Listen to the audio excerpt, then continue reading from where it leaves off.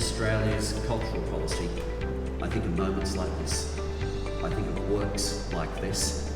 And I think of the next layers of inspiration that will occur because of this.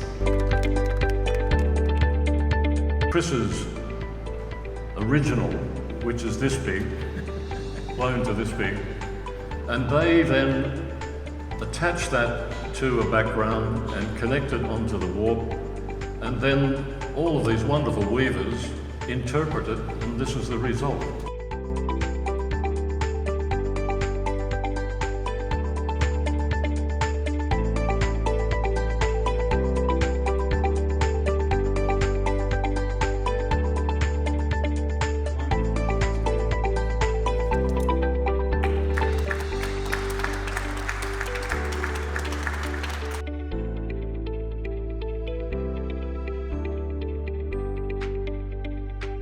You walk into that lobby and you think, thank God I'm at work. I love coming into that building every morning.